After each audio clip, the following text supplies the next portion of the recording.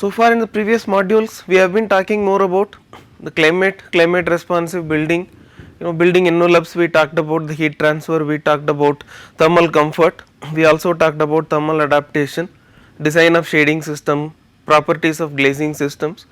Now we will take a look at energy efficiency and we will touch upon what building simulation is all about.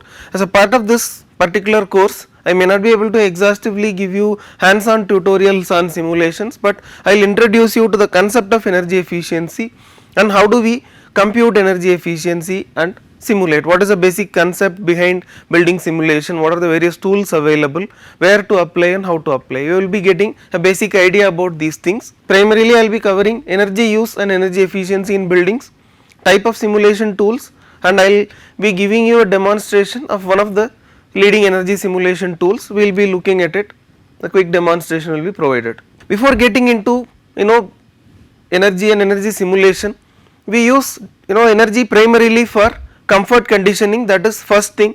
It can be the use of fans or it can be the use of air conditioners or heaters, depends on the climate and the indoor condition requirements of indoor conditions, thermal conditions. So first is for comfort conditioning, then for appliances. So typically when you look at the energy load in buildings, we talk about appliance load or connected loads. It can be from your laptop computers to household kitchen equipment like ovens and microwaves or refrigerators. So two major things go in, one is appliance load, second is a comfort conditioning load. We are more interested as as a climate and climate responsive designers, we are more interested in the comfort conditioning part of it, how much really we are spending energy to condition the whole building to be thermally comfortable. So far, as I said, we have been talking about thermal comfort, but there is a threshold beyond which the building cannot offer much. Say we saw some climate examples where even with all passive strategies put in place, 20 to 30% of the occupied hours you will need conditioning. Even a best possible design would need some amount, at least minimum of use of the fan, ceiling fans. So in these cases we have to really look at where to start optimizing. Is there further any optimization method? One goes with directly the efficiency of the system itself. Say when you buy an air conditioner, what is the EER and efficiency ratio of the system itself, whether it is 3-star rated, whether it is 5-star rated, and what is the efficiency it has to offer. It is like how much power it is taking and how much amount of cooling energy it is producing. Same with the heaters as well. Then as a designer we are concerned about how do we make our building envelope itself. Do we need to insulate it, do we need to provide more thermally sealed envelopes, or do we have to enhance ventilation in some cases, what is that we need to do. Now let us look at the context of simulation. There are a lot of benchmarks now, even benchmarks are being developed. Say for commercial buildings, for example, there are standard benchmarks available, different standards provide different benchmarks, different building typologies. Say for a 24-hour operated building versus a 8-hour operational building, like for example Bureau of Energy Efficiency provides a interesting case of baseline for healthcare buildings. Say if you want to find out what is the efficiency you need to provide for an hospital building, you can choose the number of beds. There are certain criteria you can look online, based on that it says this is a baseline criteria and how do you improve it. Likewise for residential building, it is a very challenging thing to define baselines for residential building, energy performance baselines. There are a lot of research and projects going around to evolve certain baselines for this. Coming to the simulation part of it, simulation is primarily mimicking the actual performance of building so that you can derive quick and cost effective solutions rather than doing a field test and trial and pilot monitoring. Before all that, you minimize your effort. Instead of doing 10 different tests, you do the whole thing in your system, virtually model it, let it behave the same way or at least closely mimic what the actual building is doing. Then test all the options here, choose 2 or 3, test it in field and then pick the right one. So what is the context for simulation? You can do simulations for 3 different parties. First, let us say occupant's interest. As a building occupant, you will need a good visual comfort, visual acuity is needed, you need thermal comfort, you need a good air quality, you need acoustical quality, ergonomic factors are there, spatial design factors are there. Out of all this, primarily we do simulations for visual performance. You can do daylight or artificial lighting simulation, you do simulation for thermal comfort, yes, Air quality also simulations are done, acoustical quality lot of simulations are done. The next perspective is owner's interest. See, if you are a simulation consultant, you are working for a building's owner, you will be, the owner will be interested in an optimum investment versus lower operational cost. So the result of your simulation will vary, or the way you have to present your results will vary. What kind of results you have to look for. For example, building owner may not be really interested to know what is actual temperature and its variation in the space, but he will be interested in what is the system you are asking me to buy, what is the investment I have to make, and what is the minimization or reduction in operational cost, and what is my payback period. It will be more commercial for a building's owner. Whereas if you are trying to pacify, or you are trying to convince the building's tenant or an occupant, you will have to talk in terms of this will improve your visual comfort, this will improve your thermal comfort, this will also, you also have to talk about energy efficiency. Of course it is not exclusive, but the primary thing would be about comfort inside the building. Owner's interest, yes, of course owners are interested in comfort, but their primary interest is what else is needed. So you have done this, now I have to invest this much, and this many years I will be getting the payback. Then the primary area today where lot of simulations are happening is for these environmental things, where you have to prove energy efficiency. You take any code like Griha, LEED, any international code as well, ECBC, any compliances you want to say, you have to prove the building is efficient by say 20%, 30% relating to the baseline building. So ideally you have a base case, or you generate a base case, you put your building, now compare this with the base case, try to prove that this is 20% efficient, 30% efficient. You talk more about energy efficiency, and partly about comfort as well. Then there are also simulations which are done for environmental impact like CO2 emissions. You can simulate what is the overall life cycle energy. Life cycle assessment is separate, then life cycle energy can be totally estimated. Tools are getting more and more capabilities. Earlier tools which just had simple comfort simulations now have energy as a dimension. Apart from energy, they also predict the CO2 emissions. You can enter input lot of values with which you will also be able to predict environmental impact, and they also have a cost dimension where you can do the costing, cost benefit assessment can also be done. So before getting hands on with the simulation, you should understand the context and the party for which you are simulating. The process remains the same, there is no change in the methodology, the kind of input output remains the same, but the way you express it and what you derive out of the results, that is considerably going to vary depending on who you do the work for. As for building simulation, building means it is a thermodynamic object. Heat exchanges are happening. Moment you put a window, there is a heat exchange which is happening. From a opaque wall you are taking 10% and you are calling this as a transparent or translucent fenestration, then the heat exchanges are going to vary. Apart from the window, then you are providing a frame, you are changing certain things, you are providing a shading to the window, the thermodynamic balance is considerably getting affected. Essentially you are changing a equation, you have to look at the whole building as a long stretch of equation with which any single modification is going to change a variable in the equation. It accommodates a constantly changing set of energy flows between different thermal zones. When you say thermal zone, each room or each space in a building we refer to as thermal zones. As I said, it is a thermodynamic object. Each room means a zone which is a thermal zone. There are two types, thermal as well as it can be non-thermal zones. Say if you are defining a specific shading system or something like that, it does not have to be a zone by itself. We will look at some of these things in the demonstration. There will be a constant set of changing energy flows, it is not static. You are talking about dynamic, every minute, every hour there is going to be change in external condition, change in internal condition, and the gradient of heat flow is also going to vary. What is a model? As I said, it is a simplified representation of a mathematical expression. It is representing a real world system or an event. As I said, we have to keep in mind four important things. What are the desired results? Are we looking for comfort? Are we looking for a detailed assessment of airflow, or are we looking for a energy estimate, or are we interested in the costing? So what are our primary results which are essential? Then what design questions we want to answer? It can be a lot of what if questions. What if there is a shading? What if there is a insulated glass? What if the wall is insulated? So there are a lot of what if questions you can answer using simulation, but specific to the question your choice of simulation tool will vary and the type of analysis you do with the same tool itself can vary. Now tools are capable of various different aspects, they are in modules. So if you want to use, say for example you want to find out what is the efficiency of the window in terms of ventilation, the tool choice itself can be different and the type of analysis you do with the tool will be different and the presentation of the results will be different. How expensive and time consuming can it get? This is a crucial question, especially if you are in the field. If somebody asks you for a quick energy estimate versus a detailed energy simulation result, whether you want a calibrated simulation or you just need a validated simulation or you do not even need to validate it. As I said, there are 3 steps here.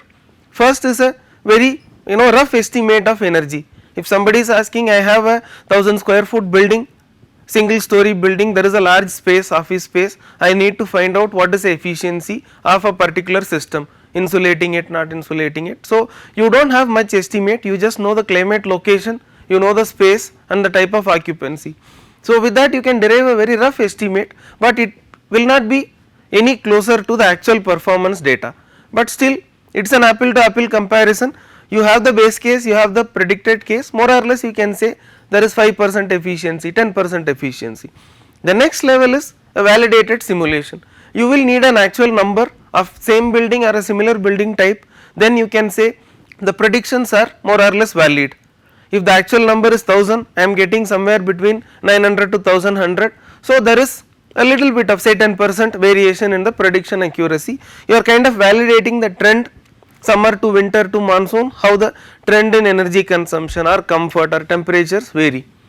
So validated simulation.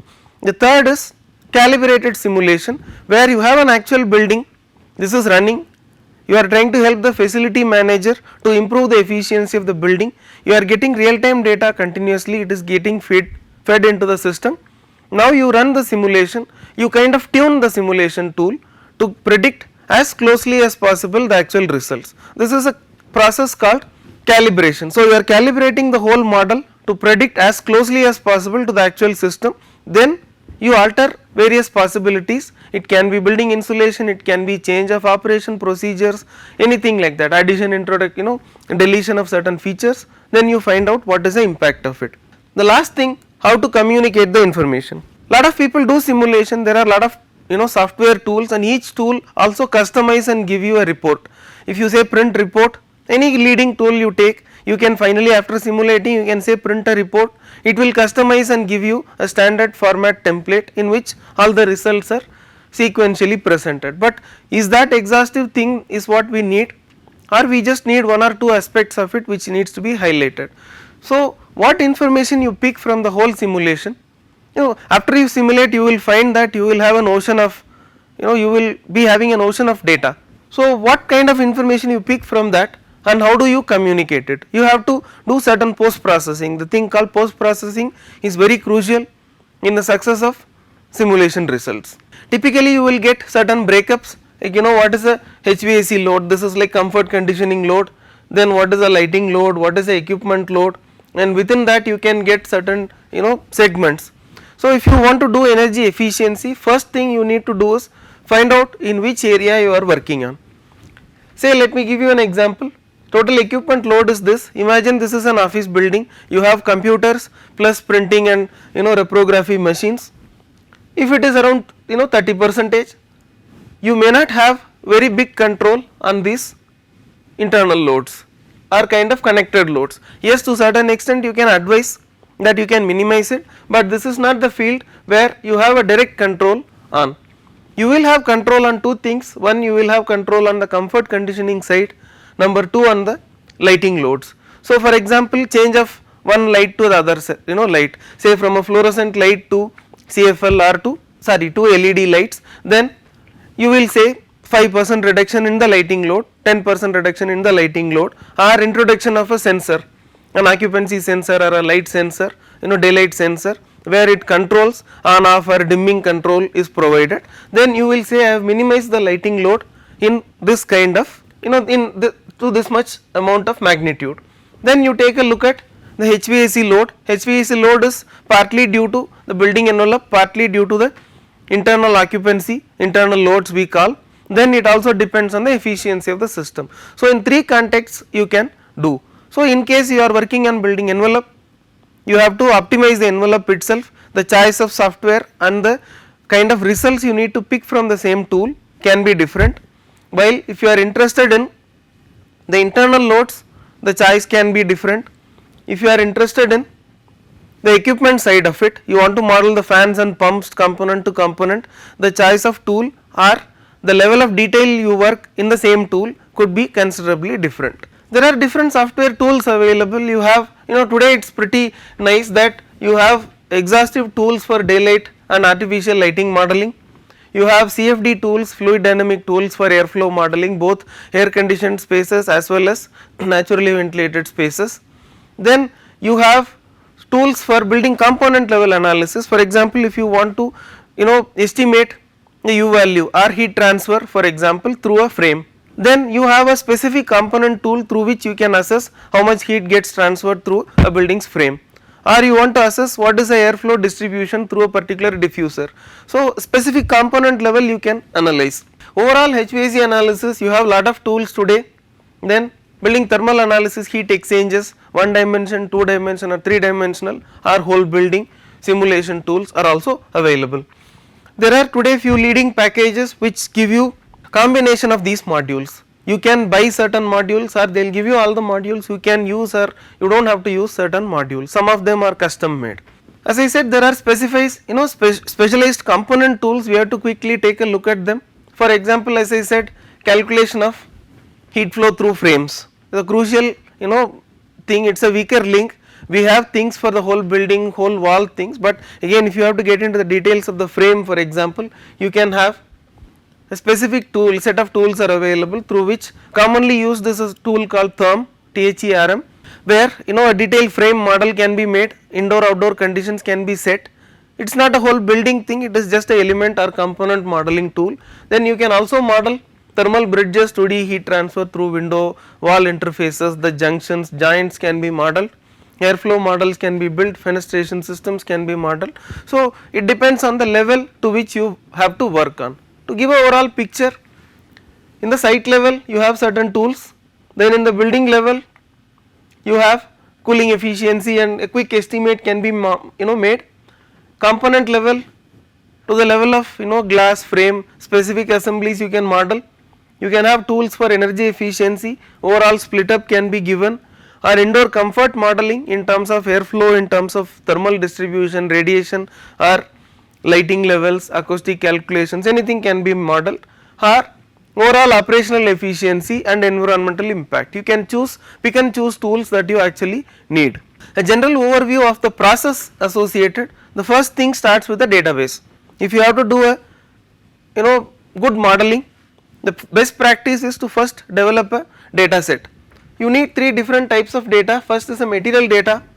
You will need thermophysical properties, what is the density of the material, what is its conductivity, specific heat, emissivity, absorptivity, surface properties. These basic material data is a primary requirement. Next is the construction data. How do you construct wall systems, which wall systems you will primarily use, what is the thickness, what are the different layers associated, what insulation you are using, where are you putting it. So, you can kind of make a library which we call of the construction systems, wall system, window system. You can model the frames separately, then you can constitute a whole window glass frame assembly. Next crucial thing is the climate data.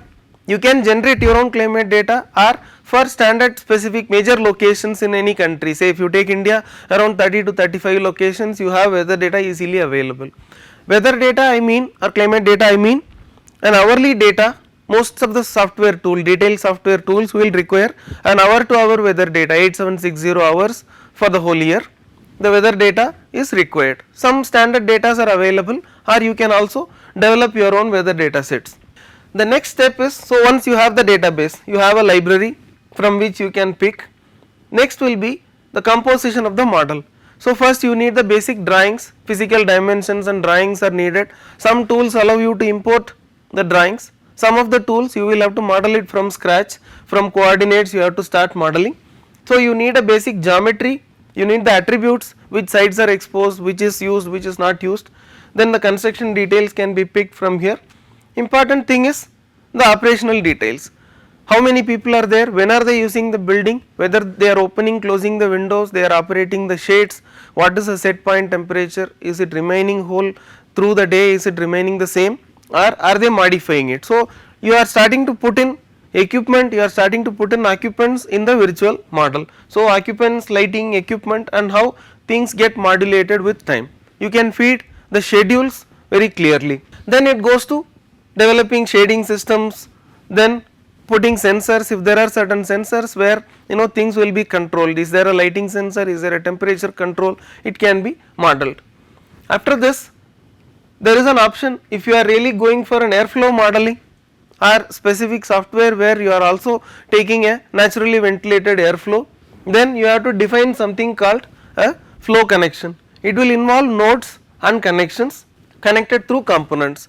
Say you have a room, one single room you are modeling, there will be, for example, I will call it a node in the center of the room, there will be one more node in the outside, it will be connected through a component which is window in this case. An open window can be a component, open door can be a component, a crack which is an infiltration connection can be a component. So there is two nodes, internal node and external node, which is connected through a component. So this modeling happens, fluid flow network modeling. Some of the tools allow you to skip this, some of them, if you do not need an airflow thing, it is a sealed air conditioned building, you can avoid this. Then the controls, how people use it, what are the sensors, actuators, what time AC turns on, turns off, occupancy sensor, light sensor, it involves modeling these things. Then you do an integrated simulation. Now you have virtually modeled the whole system, you are letting the whole machine run, it will be giving you results. As I said, the major challenge is taking these results, picking the right information from the large repository of results available, and then post processing it. Post processing is a crucial step in this whole process. It is a complex interaction, as we said, building envelope, it interacts with whole lot of thing, external environment is there, rules, regulations are there, plus internal operation pattern is there. So it is a complex intervening thing which most of the tools today available, leading tools, are able to take care of. We will mainly be focusing on one tool today, which is EnergyPlus, which is a called a engine. This functions as a engine or the core for lot of leading commercial software tools. The tools available today are front ends of EnergyPlus. EnergyPlus is a core engine. I will be showing you in the demo the screen of EnergyPlus how it looks. You can either do direct modeling in EnergyPlus, which is a freeware. It gets updated very constantly, very 5 to 6 times a year you get updates. It is a very frequently updated tool, it has come a long way.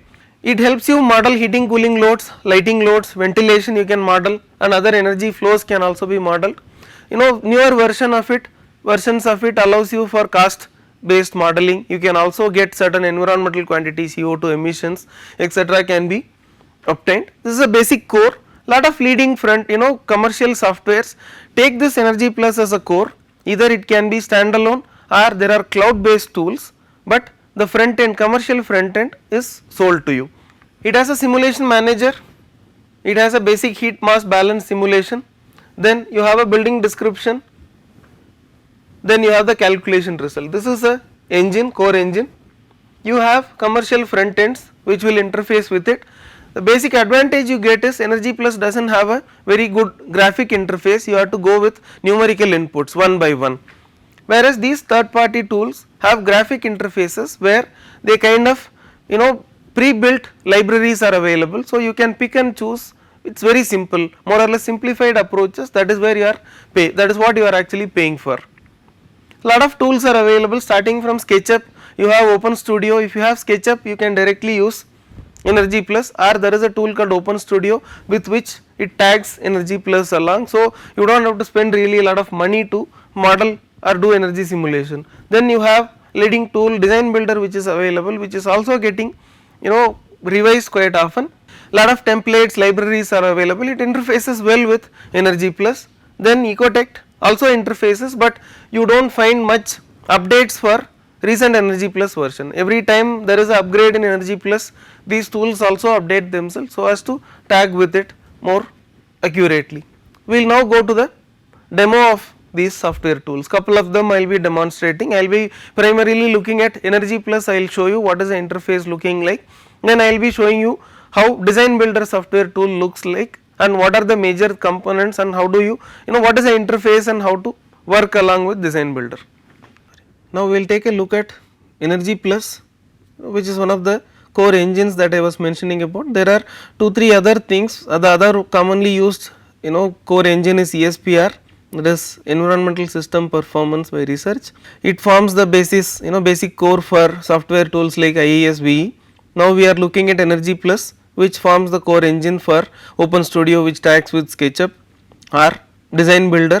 These things run on our Autodesk's Green Building Studio. These primarily run on EnergyPlus as their core. So moment this is freely available for download. The current version is 8.7. It gets updated quite frequently. Minor to major updates are happening. Version updates like 7 to 8, 8 to 9. There will be a major migration in the certain coding patterns also. The kind of data exchanges will slightly differ, but then minor variations and bug fixings will happen within the same revisions among the same version itself, say 8.1 to 8.2. there will be minimum variations. So once you download, install it, you will get a screen like this. Once you launch it, this is called EnergyPlus launch. This is like a launch pad. You can run simulations on this. Essentially you have to choose an input file if you have one already, or you can create a new one. You can also do group simulations. Say you have 100 files together, you can tag them together and simulate it. You can simulate one file with 10 different weather locations. Like you also have few other utilities, we will look at them. But before this, how to create a simulation thing itself, how to virtually model the building. There is something called IDF editor. Click on this, this will open a screen. This is what we call IDF editor. Here I am opening IDF for an existing file, so you have you are finding certain inputs which are already there. Certain things are already built in. If you open a blank file, say if you want a new IDF file, this will be an empty file here. You will find a series of inputs, starting from simulation parameters like building shadow calculation. What is that you need? What time step you need the calculation set? Then you also have location and climate. You can define the site's location. You can start doing latitude and longitude. So here if you want to input, say take an example here, location and climate. I want to input the location. I will say new object. New object gets added up. Say I can start typing New Delhi.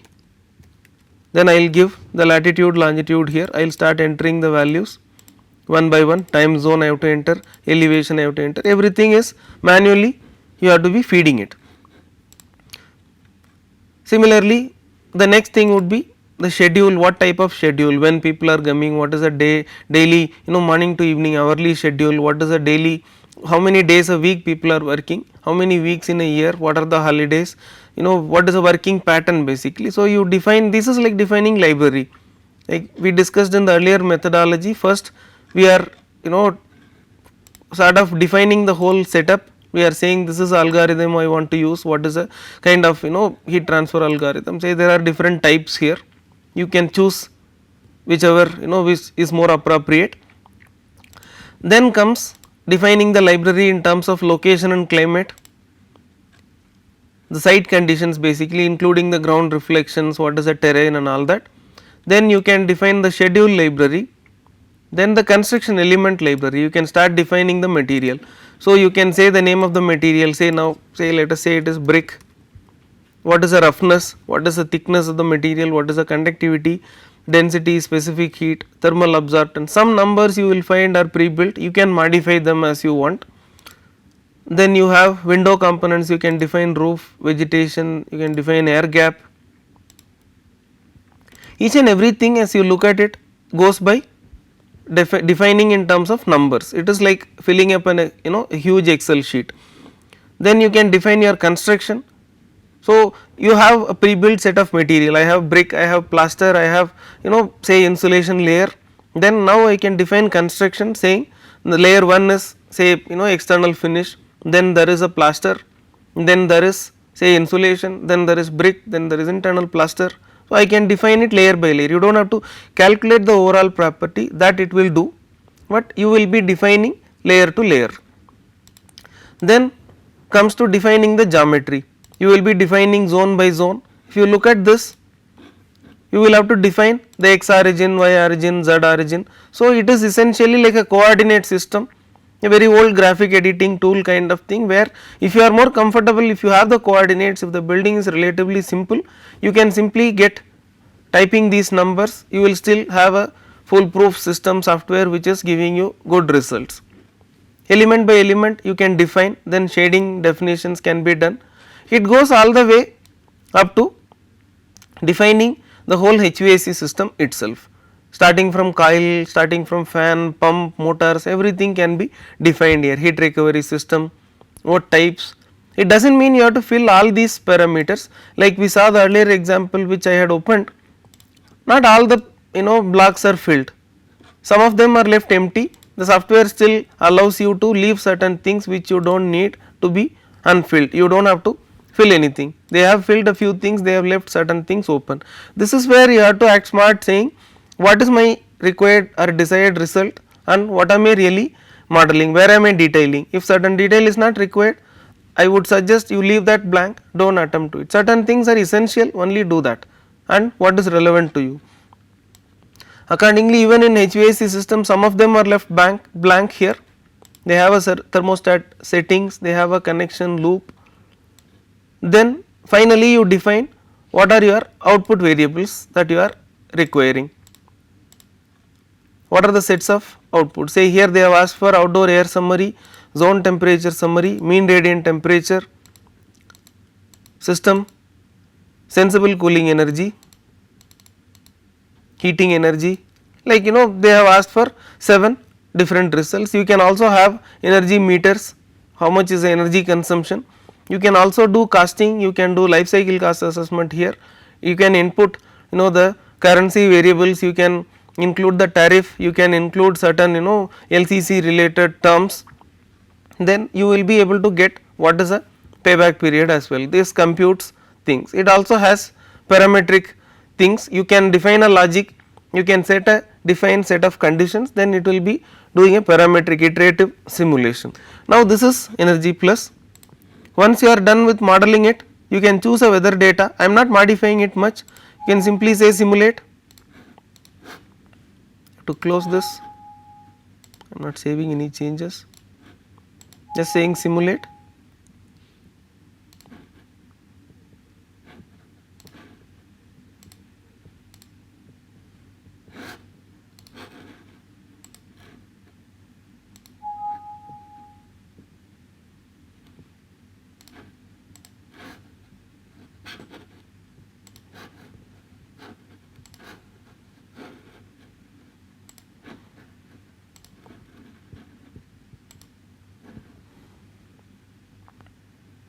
It will quickly run, it just took 4 seconds to simulate it, but you will find the results like this. ESO is a common result folder where it is all text data, TXT files, you can open it in Excel, you can do analysis if you are comfortable with, but this is what essentially you will get results. You can look at the graphic of the model that you have built, it will be showing you a DXF file where you can take a view of what model actually you have made, because you have inputted in terms of coordinates. So, it will give you the model here, you can look at the model,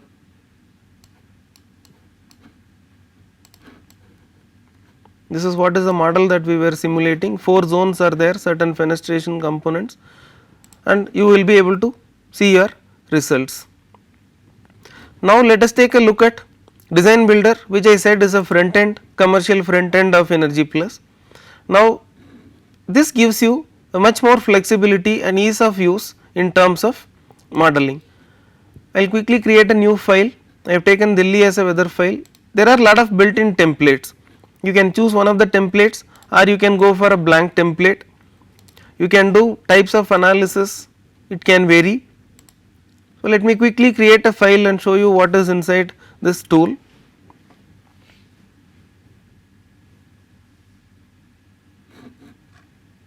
So this essentially gives you a graphic user interface where you can start building your thermal model or a building model, virtual building model. It is not as flexible as SketchUp because this is not a graphic model, this is a thermal model. So, there are certain restrictions available in case of the shape, form, the type of modeling that you do. And one more thing you have to keep in mind, the more complex you make your model, you start doing intricate detailing, it is a thermodynamic object, there will be more and more heat exchanges which are happening and your modeling time will be drastically increased. Some of the models the tool cannot even handle. So, that would be that large kind of a mathematical equation or expression to be handled by the software.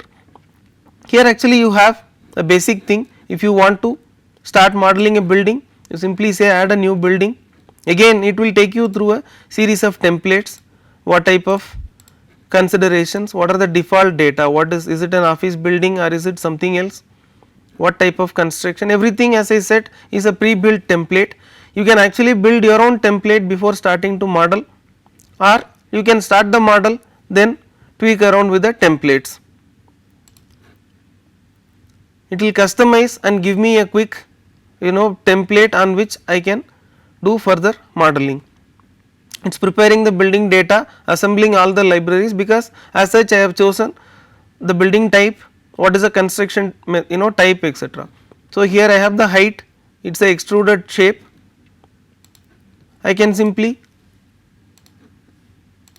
draw a model, finish the edges. So, it has already put in certain window and other elements here, I am not going to detail it out further.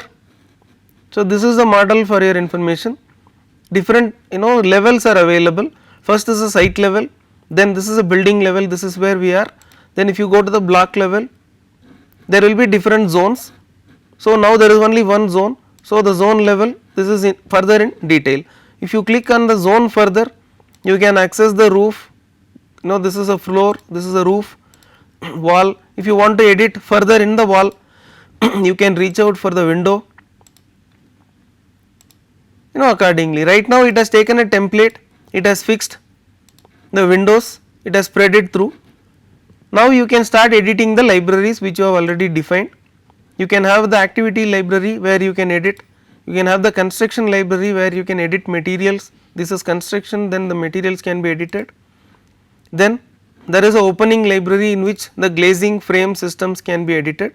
Either you can input a whole U value or you can model it component to component. Say take a look at this construction template. If I want to model the external wall, I can edit it here. First it shows the wall has 4 number of layers, brick layer, insulation, concrete block and gypsum plastering. Further if I want to edit these things, I can further get into it, the next window will appear. Here I can model or modulate the conductivity, specific heat or density. I can modify the surface property, I can define whether there are some green elements, I can input embodied data, I can input whether it is a phase change material, it is a type of capacitive insulation which changes phase to absorb heat. Then you can input cost data. Instead you can define the wall definition itself in a simplified way, whether you want to define layers or the whole thing you can define in terms of setting a U value for the whole wall. You can just say the whole U value of the wall is something, say if my U value is 0.9, I can simply say it is 0.9 watts per meter square Kelvin. You do not have to get into defining these layers, but of course you cannot get a precise account of what is the heat transfer, heat exchanges happening through the envelope. If you want that detail, then go for layer based approach. If you want a quick estimate, go for a simple setting up of U value and defining with it, do not get into details of modeling each and everything. You can model infiltration, we saw the openings, you can define shading separately, frames and dividers can be modeled, you can model shading system whether it is window shading or local shading. Window shading is blinds, louvers, etc. Local shading means it is like overhang, fins can be modeled. Each and every change you make will get updated in the graphic part of it. Then comes the lighting load, you can change the type of lighting, you can also define certain lighting library. If you have enough data sheets you can define your own light fixtures, but more or less it has a exhaustive library which is already available. HVAC is another exhaustive section which DesignBuilder has. Different types of pre-built HVAC systems are available.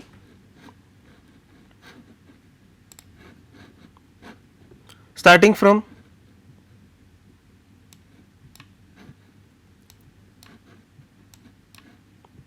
generic, like CAV system, VAV system, fan coil units. It goes on to even you can model the specific system up to fan and pump level, motor level. You can do the modeling if you want, or you can choose from one of the existing templates. Say if you want a air cooled CAV system, constant air volume system, you can simply say right now it is fan coil unit. Let us choose say constant air volume, air cooled chiller. Just say click on it, the whole thing would change. You can set your operational efficiency. You can check set the efficiency of the pumps. Heating cooling system coefficient of performance, CO2 can be set. You can define an operational schedule.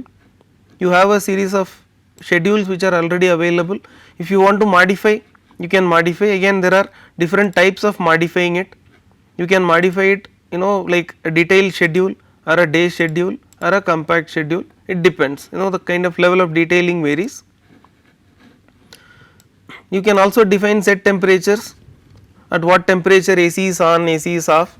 If you want natural ventilation, you can define natural ventilation. Passive things like air tubes. You can also input certain cost variables. Is there some renewable generation? It takes care of photovoltaic generation at the moment. Then at last you have to define what kind of results you are expecting. Do you want surface level details, like do you want surface temperature? Then instead of 2 to 3 minutes, the simulation is going to take further more time. If you want specific component level heat flow modeling, it is going to take a lot of time. Then if you want to define airflow, you go to the next section, CFD. It again demands you to kind of model it much more in detail. This is with heating, then cooling. Then what are the specific simulation outputs? Do you want environmental factor, HVAC, energy? You want comfort? We looked at Fanger's model, we looked at Pierce's 2-node model, adaptive comfort model. It will give you a summary of comfort as well. So moment you are done picking and choosing these things, you can do the heating cooling design.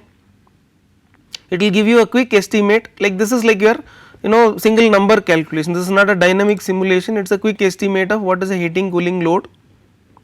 It will take a particular the day, heating day, where you do the calculation for heat loads, cooling loads and the heating loads. You will see a quick result. You can also see a summary. What is the design capacity, what is the flow rate, total cooling load, sensible latent loads. A rough estimate is given. This is, as I said, is not a hour to hour simulation, but it is a quick quantitative estimate, like where HVAC engineers do it, like a one number estimate. You estimate the cooling quantity, UA delta T plus certain other factors, radiations are taken into consideration. Once you want detailed simulation, go to the next tab. Similarly, you can do heating design, cooling design, then comes the simulation tab. Here also you have flexibility. You can do month wise simulation. So you say if you want for 12 months or just for 2 months, just one monthly data, like you get your energy bills. If that is enough, you will get that alone. The simulation is pretty faster. If you want daily number, energy consumption per day, average temperatures, inside temperature per day, then you will get daily simulation, maximum, minimum and average you can get. Or you can go for hourly simulation, hour to hour it will give you data. If you say sub hourly, how many divisions you want? Do you want it for 5-minute interval, 15 minutes interval? The more you go into detail, the more simulation time and machine capacity, computer simulation, the engine capacity is needed, machine capacity is needed. You can also choose specific months, say if you want only for say March to July, specific set of months, and you only want monthly and daily data, you can be fine with it. You have still an option of choosing or deleting certain additional outputs which you may want, you may not want. Slightly it is slower than EnergyPlus because there is a data exchange which is happening between the core and the front end, but once the simulation is done, this is something what you will get. You can see the interval, you have simulated for annual data, monthly data as well as daily, but if you choose hourly, simulation is not done, it will ask do you want to re-simulate. Right now I am not simulating it, daily data is enough. Per day, what is the variation in say fuel consumption, temperatures, heat balance, loads typically, fresh air intake, parameters, then it will give you a summary. This can be taken into HTML. Tables, useful information is presented here. If you want to run parametric simulation, you can define conditions. I am not going to get into these things right now, but essentially what you get out of Design Builder, it is like a graphic user interface plus a simplification system which is available to you. Say if you are a designer, if you are a student who do not want to go into the intricacies of EnergyPlus, you do not know which section to choose, which section to ignore, this is a quick fix solution. Similarly, OpenStudio also gives you flexibility. It does not have this many templates built in, but it is like a freeware, you can build in your own things. It takes little bit more time, but still you will have a free to use thing. Whereas Design Builder, though it is commercial, it gives you customized templates, much seamlessly you can run simulations. The results are reliable because EnergyPlus is a core engine, it has been validated, quite significantly validated tool. Predictions are more or less closer. Before closing the whole discussion about the demonstration and things, you have to note that whatever accuracy and whatever precision rather we are trying to predict the building's energy simulation, energy consumptions. First let us talk about energy consumption alone. The maximum accuracy you will be able to expect is of the order of 50 to 60% maximum. More or less most of the simulation results are 30 to 40% accuracy. They are only 1/3 to around 40% maximum accuracy you will get the data which you are getting on field. I am saying, say if you are simulating a room and you are building the room, running the air conditioner or heater and finding out what is the similarity, you will find around 40 to 50% similarity. The rest all are uncertainties because the exact material performance can only be proved or found out when it is actually built and actually led to interact with the climate. Whereas when you are simulating it virtually, there are a lot of controlled conditions, boundary conditions which are very static. You do not allow them everything to modulate dynamically. With that sense, these things are little more or little less representative of the actual scenario, but base case versus predicted proposed case, apple to apple comparison, as I said, it gives you a very good fair estimate of what the actual system is going to do. Effect of insulation, effect of changing certain materials, strategies, this is pretty much easier to do. So as a part of this course, we looked at the basics of energy use, where energy is used in the building, what is energy efficiency, what are the type of tools, simulation tools available, what basically is simulation and what do we try to get out of simulation tools, and we also looked at demonstration of EnergyPlus as well as Design Builder software tool. Thank you.